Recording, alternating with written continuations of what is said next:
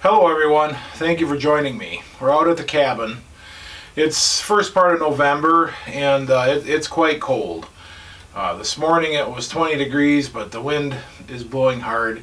Temperatures are going down. So I've got the cabin pretty much sealed up for the winter, and actually I got the wood stove cranking today, and it feels pretty nice in here.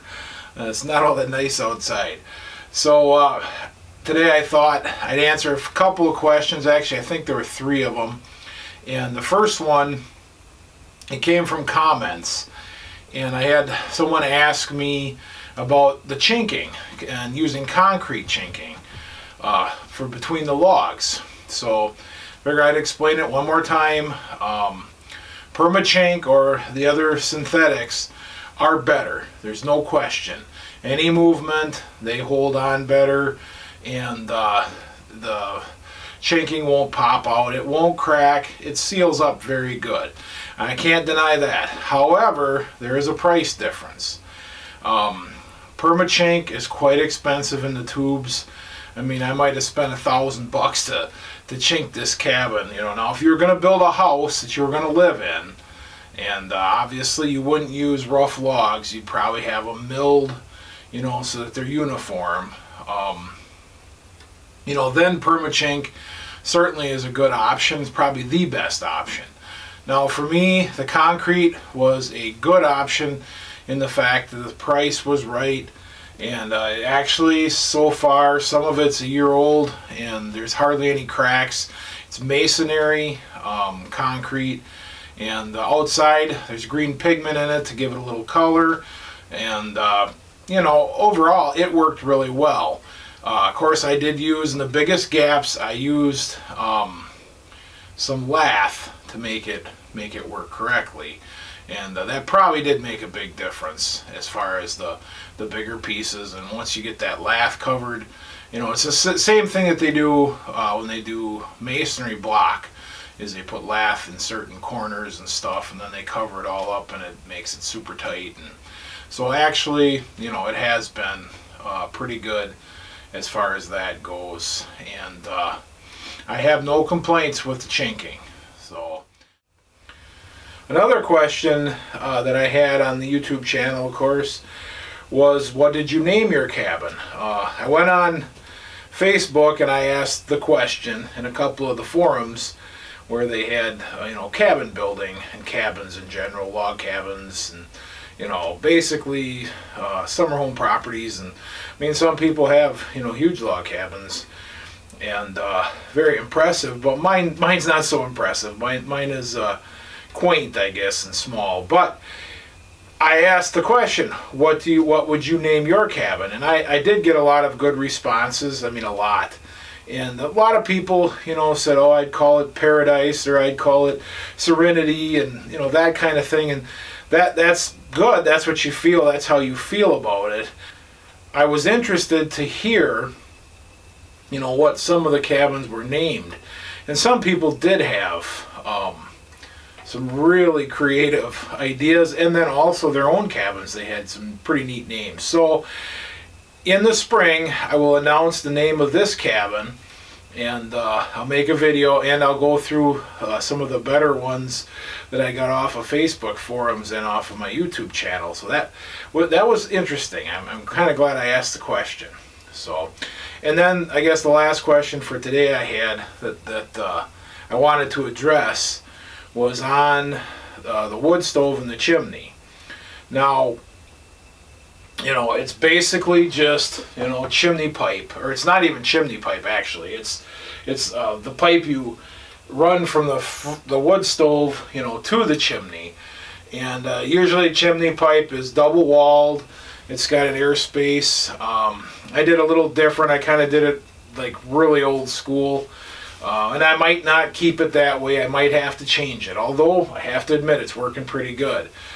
The big question the person asked was he was wondering if the chimney outside would actually get filled up with creosote and soot and whatever in the burning process, because it actually goes right through the wall instead of going through the roof. Now, I did it that way for a couple of reasons. If I would have went through the roof and through the second story and through the loft, in other words, I would have had to use double wall pipe. Double wall pipe chimney or triple wall pipe chimney, either one, is fairly expensive. So I tried to do it the cheapest way possible. Everything I did here, I didn't want to cheap out cheap, but I did everything, you know, as reasonable. And someday maybe I'll make a video on the total cost. I have it pretty much all written down, and it actually cost me more than I thought. So I know a cabin this size, if you buy a kit with everything in it, you know, is a pretty substantial investment. I don't have that much in it. But at any rate, that's why I did it that way. And the person was wondering, you know, what we would do, you know, how often or how would you have to clean it, you know. Well, being I don't live here, the wood stove is only basically going to work, you know, in the fall and in the winter and, you know, early spring probably. And so I'm planning on cleaning it out, you know, every year, which means I have to disassemble it. So we'll go outside and I'll show you what I did. And it's real simple, sheet metal screws, and it's not much of a chimney, you know, but it works. And I've been burning with this wood stove now for actually a couple months, and it seems like every time I use it, the chimney draws better. So I don't know if that has anything to do with getting colder because of the difference, the air in here versus the air outside, you know, and I don't know, but it seems to work really well. And the little wood stove does heat the whole place, no problem.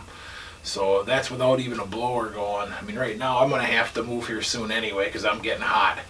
But at any rate, we'll go outside and take a look. So stay with me. Alright, here we are out by the chimney. And as you can see, the chimney is just a piece of pipe, basically stove pipe coming through the wall. it's been bricked around and concrete so that the logs don't get hot. That's the main thing, to keep the logs from getting hot. And this is all concrete to help dissipate the heat and protect the logs, because obviously you don't want a fire in the wall or in the logs. But my experience, it's pretty hard to make these logs burn anyway when they're not split, when they're solid. Although they probably could get dry enough. It's something I have to keep an eye on. But I have enough concrete, and then I also bought like fire brick, and I bricked it in too. So there's a combination there. But anyway, then I run the stovepipe through, and then I sheet metal screwed it together. So basically, it's real simple. We can pull the sheet metal screws and then take this all apart and clean the corners, or clean this elbow. It's probably the elbow that's going to be the problem child. You know, this will be the one that plugs up. And you can see there is some, you know, creosote running down the galvanized. So, and I use galvanized just because I figured it doesn't matter so much. It's not going to get hot enough to burn the galvanizing off. So, and I use black pipe here where it gets really hot. So, like I said, surprisingly, it works pretty well. But anyway, that's basically answering that question. So, I'd like to thank you for watching my videos. I haven't posted a cabin building video for a while. I've been pretty busy, a lot of excuses, and I still do this as a hobby. And so I'm glad that everybody likes to watch them. I'm surprised, and I really thank you for liking with a thumbs up and subscribing, and then also on my Facebook, you know, in the forums, everybody's been really supportive for the most part, and I can't complain about any of you, so I really appreciate it. And it's been a fun adventure, and if you had any other questions or comments, post them below on my YouTube. I always look at those first, and I try to answer them if at all possible. And like I said, I would do it differently. Maybe sometime I'll make a video on what I would do different and how I would have improved my build procedure. But you know, in all honesty, the more you improve stuff, the more it's going to cost you. So it's a trade-off. And this has just been a hobby and you know, just a kind of a labor of love. So thank you for watching. Like, subscribe, share, and we'll see you again in the future.